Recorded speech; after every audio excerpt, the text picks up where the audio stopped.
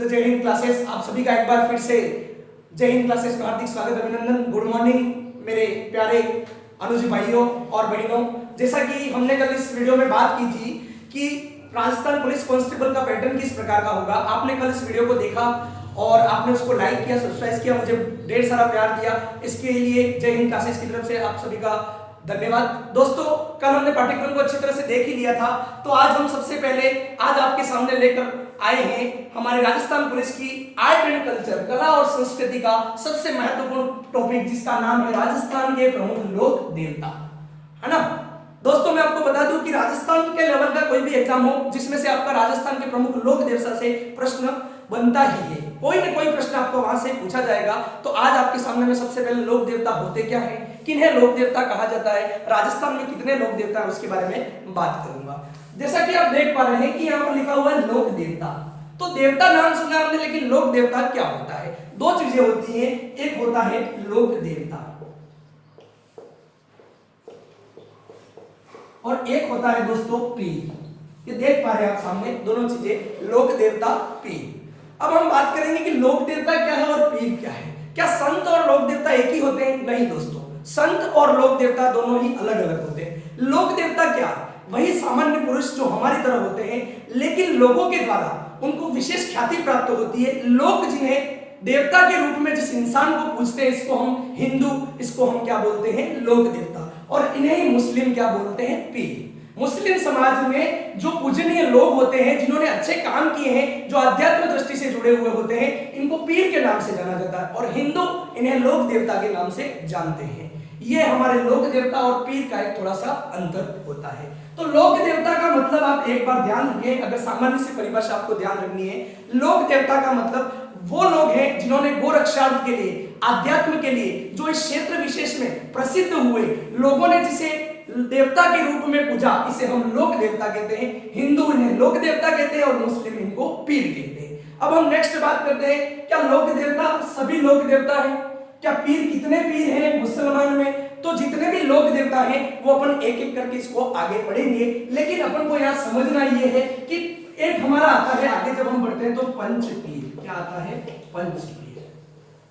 तो पंचपीर क्या है दोस्तों? यहां से आपका प्रश्न शुरू होता है कि पंचपीर है क्या। और पहला ही प्रश्न आपका यहां से बनता है, वो प्रश्न बहुत एग्जामों में बन चुका है, वो प्रश्न आपका ये बन चुका है कि निम्न में से पंचपीर की श्रेणी में किसे सम्मिलित नहीं किया गया है। तो दोस्तों, अपन देखेंगे पहले पंचपीर कौन से होते हैं, लेकिन इसको पंचपीर क्यों कहा? क्योंकि हिंदू भी इसको पूजते हैं और मुसलमान भी इसको पूजते हैं। ऐसे देवता जिसको हिंदू भी पूजते हैं और मुसलमान भी पूजते हैं, तो हिंदू में इसको अपन लोक देवता बोलते हैं और मुसलमान में क्या बोलते हैं? पंचपीर। तो आइए दोस्तों, अपन नेक्स्ट बात करने जा रहे हैं, वो अपन बात करने जा रहे हैं कि पंचपीर कौन है, पंचपीर के नाम से किसको जाना जाता है। पहला ही प्रश्न आपका यहां से आता है कि पंचपीर कौन है, कौन कौन से पंचपीर होते हैं।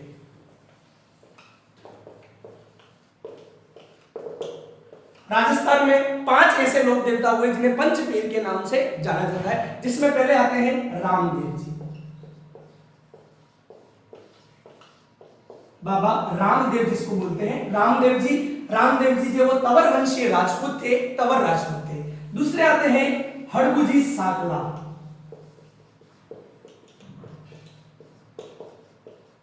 ये साखला राजपूत थे, हड़बूजी साकला। तीसरे आते हैं मांगलिया मेहा, मांगलिया मेहा जी। चौथे हैं पाबूजी राठौड़, पाबूजी राठौड़। और 5वें जो है गोगा जी। दोस्तों, पहला क्वेश्चन आपका यहां से तैयार होता हुआ, कांस्टेबल में अधिकतर यह प्रश्न पूछा जाता है।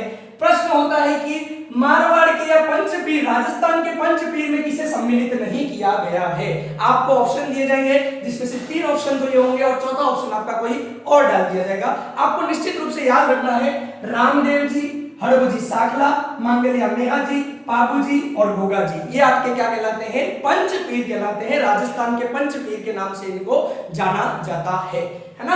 आप फिर से देखिए, रामदेव जी, हड़बूजी साखला, मांगलिया मेहा जी, पाबूजी राठौड़ और गोगा जी, ये आपके क्या हो गए? राजस्थान के पंचपीर हो गए। इन पंचपीरों का नाम अत्यधिक आपका जो प्रश्न आता है उसमें सम्मिलित कर दिया जाता है किसको, तेजाजी, किसको, तेजाजी। और इसको सम्मिलित, और लोग क्या करते हैं जिसने पढ़ा नहीं है ऊपर ऊपर पढ़ रखा वो तेजाजी को क्या गिन लेता है, पंचपीर में गिन लेता है। लेकिन तेजाजी है वो लोक देवता है, इनको पंचपीर में नहीं गिना जाता। इस चीज को आपको निश्चित रूप से ध्यान रखना है। पंचपीर आपके सिर्फ 5 है, रामदेव जी, हड़बू जी साकला, मांगलिया मेहा जी, पाबू जी राठौड़ और गोगा जी। तो ये आपका पहला प्रश्न यहाँ से क्लियर हो चुका है। हम दूसरे प्रश्न की ओर आगे बढ़ेंगे कि दूसरा प्रश्न क्या था। तो दोस्तों दूसरा प्रश्न जो आपके सामने अधिकतर पूछा जाता है वो पूछा जाता है, हम एक एक लोक देवता को पढ़ेंगे लेकिन इससे पहले हम कुछ बातों को क्लियर कर देते हैं। दूसरा प्रश्न आपको जो पूछा जाता है वो पूछा जाता है कि घोड़ियों के नाम, लोक देवता जो भी है उनकी घोड़ी के नाम, है ना, अधिकतर ये प्रश्न पूछा जाता है घोड़ी के नाम। तो इसके लिए मैंने एक छोटी सी ट्रिक बनाई है आपके लिए, उस ट्रिक के द्वारा आप याद करें तो आपको याद हो जाएगा। जो मुख्य लोक देवता है उनकी ही घोड़ी का नाम पूछा जाता है। तो मैं आपके सामने ट्रिक लिख रहा हूं, उस ट्रिक को आप अच्छी तरीके से समझ लें और अपनी बुक में भी आप बाद में नोट कर लें, कहीं एग्जामों में आपको ये ट्रिक काम में आएगी। देखो मैं क्या लिख रहा हूं, गोनी पाके महकी राम लीला। इन्हीं के अधिकतर अपन को घोड़ियों के नाम पूछे जाते हैं, इसके अलावा किसी के घोड़ी के नाम अपन को नहीं पूछे जाएंगे। इन्हीं को अपन को घोड़ियों के नाम अपन को पूछे जाते हैं। तो देखिए गो से आप लिखोगे गोगा जी, गोगा जी की घोड़ी नीली घोड़ी, क्या हो गया, गोगा जी की घोड़ी नीली घोड़ी। गोगा जी की घोड़ी को अपन क्या बोलेंगे, नीली। सेकंड आप पा से क्या बोलेंगे, पाबूजी, क्या हो जाएगा, पाबूजी। और के से क्या हो जाएगा, इस के से आपको लिखना है केसर कालमी, केसर कालमी। तो देखो गोनी, गोगा जी की नीली घोड़ी, पाके पाबूजी, के से केसर, म से हो गया मेहाजी, मेहाजी, ये म हो गया। और इस की को मैं यहां ले रहा हूं किरण काबरा, किरण काबरा। अब रे कौन दिया, रामलीला। तो देखो रामलीला को राम से अपन जानते हैं, कौन होते हैं, रामदेव जी। कौन होता है, रामदेव जी। और लीला मतलब, लीला मतलब नीला बोलते हैं जिसको अपन नीली घोड़ी बोलते हैं, क्या बोलते हैं, नीली घोड़ी या लीली घोड़ी, लीली घोड़ी, नीली या लीली घोड़ी। तो देखिए इस ट्रिक को एक बार, ये ट्रिक बहुत ही एग्जाम में आपके जितने भी राजस्थान से संबंधित एग्जाम है उसमें काम आएगी। देखिए ट्रिक, गो नी पा के मह की रामलीला। गो से गोगा जी, नी से नीली घोड़ी, पा से बाबूजी, के से केसर कालमी, मह मेहा जी, मेहा जी की घोड़ी का नाम हो गया किरण काबरा, और रामदेव जी की घोड़ी का नाम हो गया नीली घोड़ी या लीली घोड़ी। गोनी पाके महकी रामलीला। दोस्तों ये आपके लिए बनाई गई ट्रिक है, इसको आप मुंह जबान याद कर सकते हैं, गोनी पाके महकी रामलीला। तो आपको जो घोड़ियां हैं, जो मुख्यतः घोड़ियां पूछी जाती है, आपके सामने वो क्लियर हो जाएगी। तो पंचपीर आपको ध्यान रखना है। उसके बाद घोड़ियों के नाम, पंचपीर कौन है। अब आज अपन बात कर लेते हैं एक पंचपीर की जो सबसे ज्यादा फेमस है। प्रश्न पूछा जाता है बाबा रामदेव जी, उस बाबा रामदेव जी के बारे में हम बात करेंगे कि इन्होंने क्या क्या काम किया, उनका जन्म कहाँ हुआ, क्या हुआ, किस प्रकार से इन्होंने चमत्कार किए, इन छोटी छोटी चीजों को मैंने अपने जो पंचपीर लिखे थे, पंचपीर एक बार वापस रिपीट करिए। बाबा रामदेव जी, गोगा जी, मांगलिया मेहा जी, पाबू जी और हड़बू जी साकला। उसमें सबसे पहले अपन बात करते हैं बाबा रामदेव जी की। सबसे पहले इसमें बात करेंगे जन्म कब हुआ इनका। तो देखिए बाबा रामदेव जी का जन्म 1405 ईस्वी। कहीं कहीं आपको सन में विरोधाभास मिलेगा, कई बुकों में मिलेगा, लेकिन आपको ध्यान रखना जन्म 1405 ईस्वी में कहां पर हुआ था। तो देखो एक उडू कश्मीर गांव है, उडू कश्मीर, क्या नाम है बेटा गांव का, उडू कश्मीर। ये कहां पर आता है, शिव तहसील है। कौन सी तहसील, शिव तहसील। और कौन से डिस्ट्रिक्ट में आता है, तो ये आता है आपका बाड़मेर जिले में, उडू कश्मीर शिव तहसील बाड़मेर। तो ध्यान रखिएगा बाबा रामदेव का जन्म 1405 ईस्वी में, उडू कश्मीर शिव तहसील बाड़मेर। बात कर रहे हैं बाबा रामदेव जी, तो बाबा रामदेव जी कौन थे, तो बाबा रामदेव जी तंवर वंशीय राजपूत थे, तंवर वंशीय राजपूत। कौन थे, तंवर वंशीय राजपूत थे। बाबा रामदेव जी तंवर वंशीय राजपूत थे। कौन से वंश से रिलेटेड थे, तंवर वंश से।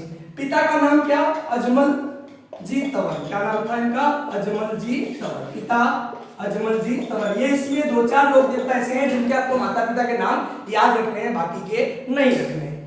माता का नाम, माता हो गई मेणा जी, माता का नाम मेणा दे, क्या हो जाएगी माता मेणा दे। पत्नी नेतल दे, पत्नी जो थी उनका नाम था, बाबा रामदेव जी की पत्नी का नाम नेतल दे। नेतल दे कौन थी, कहां की रहने वाली थी? नेतल दे अमरकोट पाकिस्तान की रहने वाली थी, अमरकोट पाकिस्तान, ध्यान रखना है। अमरकोट पाकिस्तान में शादी की थी। किसने शादी की? बाबा रामदेव जी ने। किससे की? नेतल दे नामक कन्या से उन्होंने शादी की।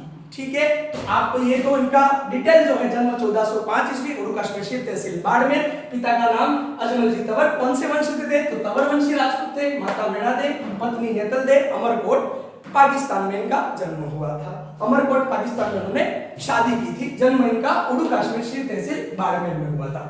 अब आगे चलते हैं अपन कि इनकी एक बहन थी, क्या नाम था बहन का? बहन का नाम भी लिख रहे हैं, सुगना बाई।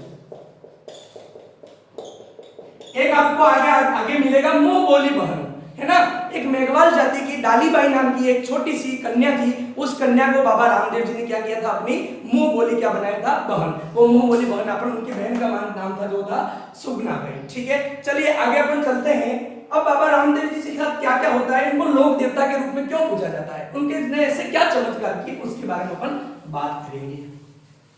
तो अपन ने डिटेल में पहले ही देखा कि इनका जन्म तो कहां हुआ था? गुरु कश्मीर तहसील बाड़मेर। ये एक नाम है इस स्थान का, सातलमेर। क्या नाम है? सातलमेर। एक स्थान था सातलमेर। ठीक है, अब होता क्या है, बाबा रामदेव जी कहां गए? गुरु कश्मीर तहसील बाड़मेर। यहाँ सातलमेर गांव में एक राक्षस हुआ करता था, जिसका नाम क्या था? भैरव राक्षस। क्या नाम था? भैरव राक्षस। बहुत ही क्रूर राक्षस था, लोगों को ये खाने का काम करता था। इस प्रकार का राक्षस हुआ करता था।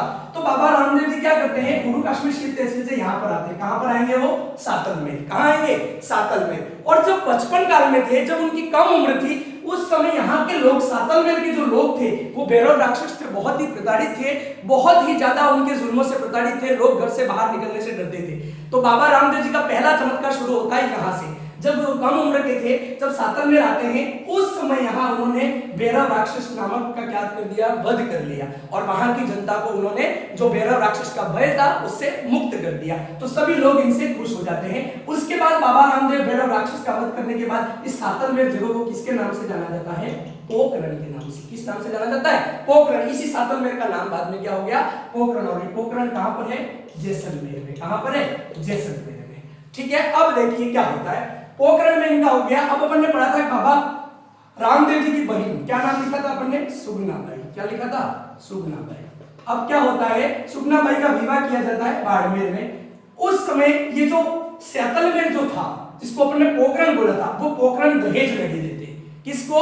अपनी बहन को क्या करते हैं? पोखरण गांव दहेज में दे देते। इसलिए बाबा रामदेव जी क्या करेंगे? पोखरण को छोड़कर चले जाएंगे। अब देखिए हिस्ट्री यहाँ से वापस गुरु कश्मीर तहसील से वो कहां पर आए? सातलमेर। सातलमेर में कौन था? भैरव राक्षस। भैरव राक्षस का क्या किया? वध। सातलमेर का नाम क्या रखा? पोखरण। उनकी बहन कौन? सुगना बाई। सुगना बाई का उन्होंने क्या करवाया? विवाह करवाया। और विवाह करने पर बहन को क्या कर देते हैं? वो अपना पोखरण जो होता है उसको दहेज के रूप में दे देते हैं। दोस्तों कहीं कहीं आपको यह भी पढ़ने को मिलेगा कि जो पोखरण था वो बाबा रामदेव में उनके एक भाई थे, जिसका नाम क्या था? वीरम देव। क्या नाम था? वीरम देव। उस वीरम देव की जो लड़की थी, है ना, उसको आपको क्या किया था कि वो दहेज में दिया था। मतलब बाबा रामदेव जी ने अपनी भतीजी को ये गांव दहेज में दिया था, ऐसा भी आपको पढ़ने को मिलेगा। इतना डिटेल में आपको पूछेगा नहीं, लेकिन फिर भी आपको ये चीज ध्यान रखनी है। अब क्या होता है आगे देखिए। बाबा रामदेव जी पोखरण को छोड़ेंगे।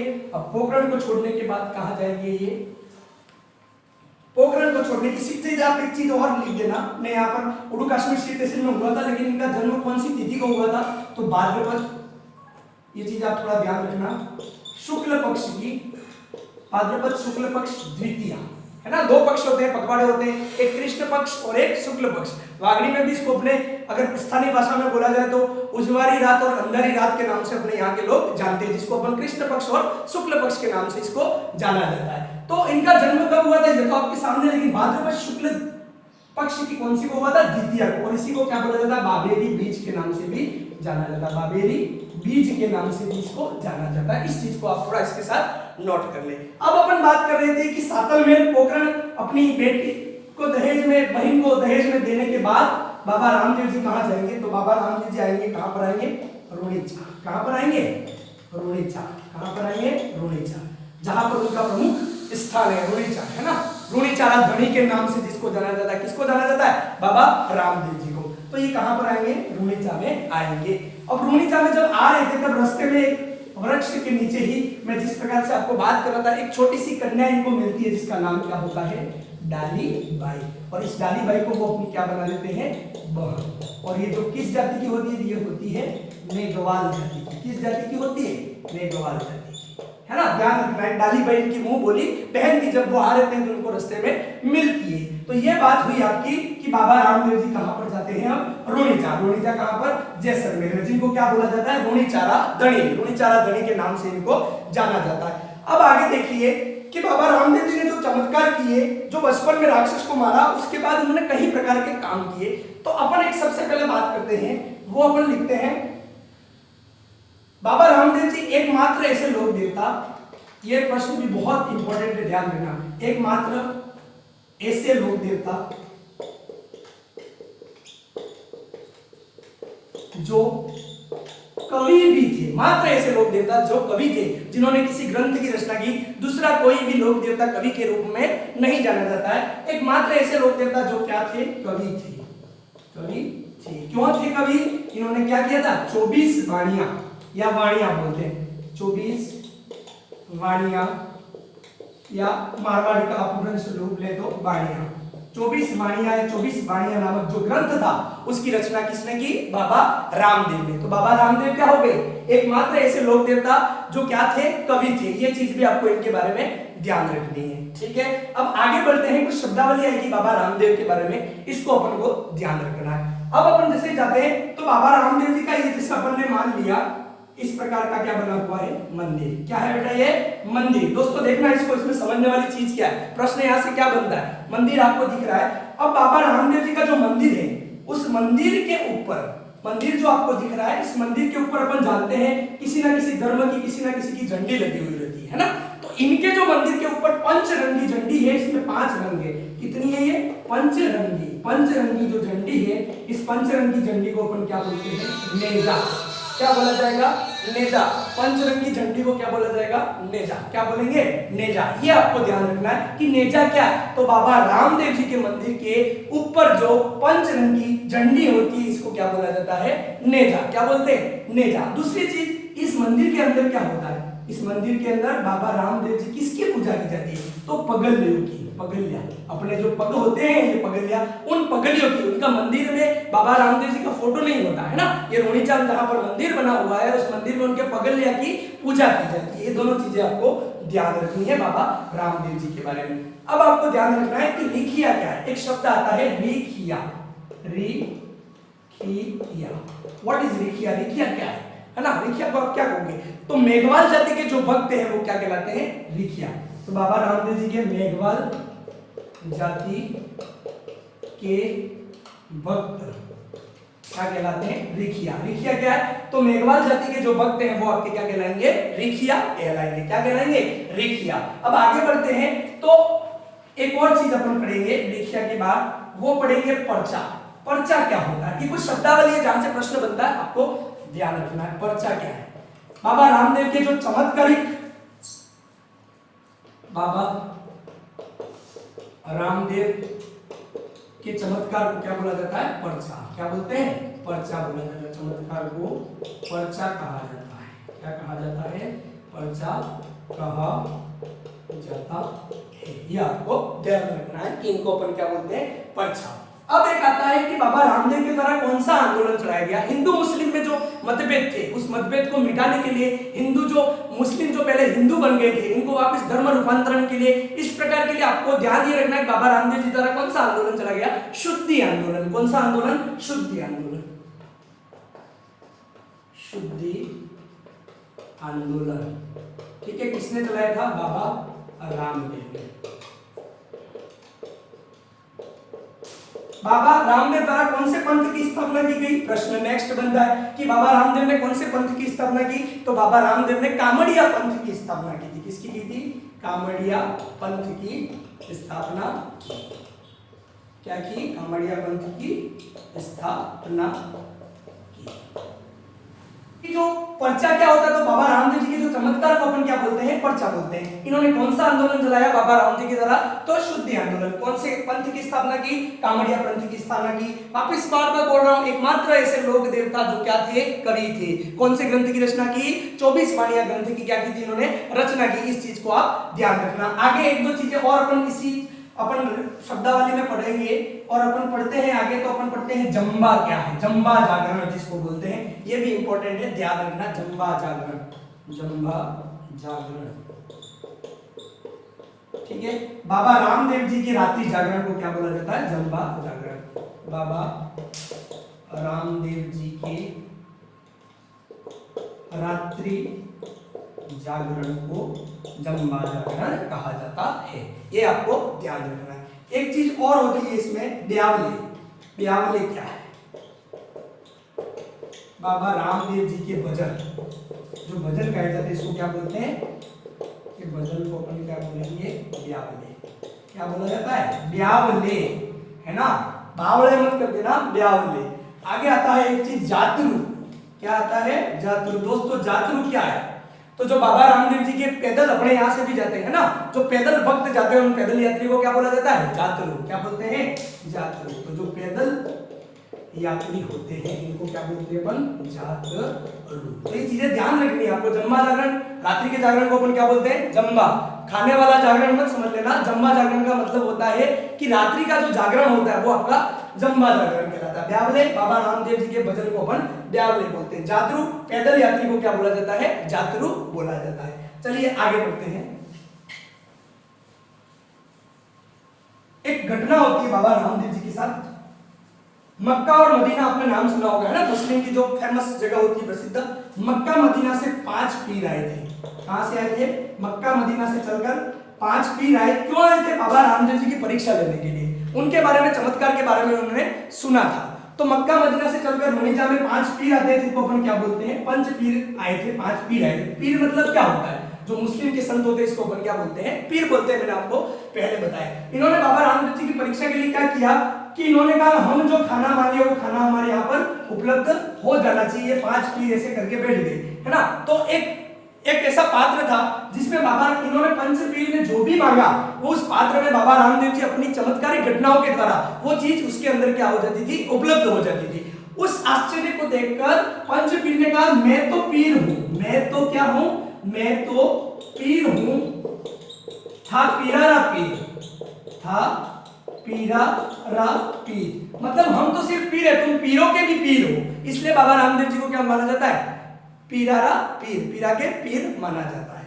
अब इनकी बात करते हैं, इतने बड़े थे तो इनकी याद में कहीं मेला तो बढ़ता ही होगा। बाबा रामदेव जी ने इतने चमत्कार किए, इतना कुछ किया, तो मेला तो बढ़ता ही होगा। और मेला कहाँ पड़ेगा, भारत का सबसे बड़ा जो रोनिचा में मेला पड़ता है, कहां पर, बाबा रामदेव का रोनिचा। रोनिचा कहां पर आता है, जैसलमेर में। मेला ध्यान रखना, यहां से प्रश्न आपको पूछा जाता है। मेला कहां पर पड़ता है आपका, रोनिचा, क्योंकि इसको क्या बोला जाता है, रोनिचारा दड़ी भी बोलते हैं। रोनिचा में, रोनिचा कहां आता है, जैसलमेर में। कहां आता है, जैसलमेर में। कब पड़ता है मेला, पड़ता है, इनका जन्म कब हुआ था, भाद्रपद शुक्ल द्वितीया को। भाद्रपद शुक्ल द्वितीया से लगाकर भाद्रपद शुक्ल एकादशी 11 तक, है ना। भाद्रपद शुक्ल द्वितीया से लगाकर एकादशी तक इनका क्या लगता है, मेला, जिसमें से प्रमुख मेला भाद्रपद शुक्ल एकादशी का होता है। कहां पर पड़ता है, रोनिचा जैसलमेर में पड़ता है। याद रखना, बाबा रामदेव का मेला कहां पर, रोनिचा जैसलमेर में। भाद्रपद शुक्ल द्वितीया से भाद्रपद शुक्ल एकादशी तक भरने वाला मेला बाबा रामदेव का। अभी कौन सा महीना चल रहा है, भाद्रपद ही चल रहा है ना। अभी ही गया है आपका ये जो तेजाजी जयंती है, बाबा रामदेव जयंती है, कुछ समय पहले ही गई है। आपको इन चीजों को ध्यान रखना है। आपको ध्यान होना चाहिए हिंदी के 12 महीने, चैत्र वैशाख ज्येष्ठ आषाढ़ श्रावण भाद्रपद आश्विन कार्तिक मार्गशीर्ष पौष माघ और फाल्गुन, ये आपको याद होंगे। फिर कृष्ण पक्ष पता होगा, शुक्ल पक्ष पता होगा, तो आपको ये निकालने में आसानी रहेगी। जब हम त्योहार और मेले पढ़ेंगे तब आपको बताया जाएगा। दोस्तों आप हम पे विश्वास करिएगा, क्योंकि हम जो बोल रहे हैं हम उस एग्जाम में बैठे हैं, मैंने उस एग्जाम को क्लियर किया है। मैंने लास्ट जो एग्जाम हुआ था 15 लाख विद्यार्थियों ने फॉर्म भरे थे, जिसमें 5000 में मैंने पुलिस एग्जाम में जगह बना चुका हूं, मैं वन रक्षक में जगह बना चुका हूं, मेरा चयन दूसरा भी एग्जाम में हुआ है लास्ट मेरिट के हिसाब से। इन सभी एग्जामों में मैं अपना चयन करा चुका हूं, इसलिए मैं अपने अनुभव के आधार पर आपको मैं यहाँ पर कुछ देने का प्रयास कर रहा हूं। इसलिए आप हमें विश्वास कीजिएगा और इसको अधिक से अधिक आप पढ़िएगा। मैं और अच्छे से अच्छा हमारी टीम जो है जय हिंद क्लासेस की आपको देने की कोशिश करेगी।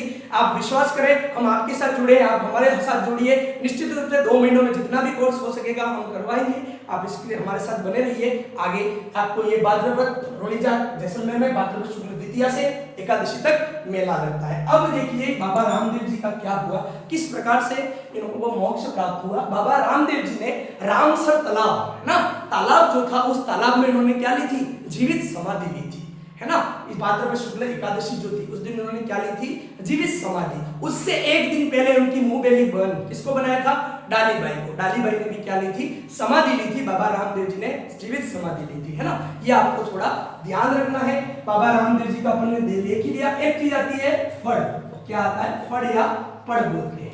तो इनकी फड़ जो एक कपड़े पर चित्रांकन किया जाता है जिसको अपन फड़ या पड़ बोलते हैं, शाहपुरा भिलवाड़ा क्या अपन सब ये चीजों को पढ़ेंगे बाद में। तो फड़ क्या है, तो बाबा रामदेव जी की चमत्कारिक घटनाओं को जो लिखा हुआ इनको पढ़ना। तो इसको पढ़ते समय कौन सा वाद्य यंत्र बजाया जाता है, तो उस समय रावण हत्था वाद्य यंत्र बजाया जाता है। ध्यान रखना, रावण हत्था वाद्य यंत्र का प्रयोग किया जाता है। आपको ये ध्यान रखना है, रावण हत्था वाद्य यंत्र का प्रयोग किया जाता है। किसकी फड़ या पड़ को पढ़ते समय, बाबा रामदेव जी की फड़ या पड़ को कौन पढ़ता है, कामड़ जाति के लोग। जो कामड़ जाति के लोग हैं, कौन से लोग पढ़ेंगे, कामड़ जाति के लोगों के द्वारा रावण हत्था वाद्य यंत्र के साथ बाबा रामदेव जी की फड़ या पड़ पढ़ाई जाती है। ये आपके सामने ये चीज है, इसको देख ले। तो अब ये आज के टॉपिक का लास्ट और सबसे इंपॉर्टेंट, आपकी सुविधा के लिए मैंने इसको इस तरीके से लिख दिया है।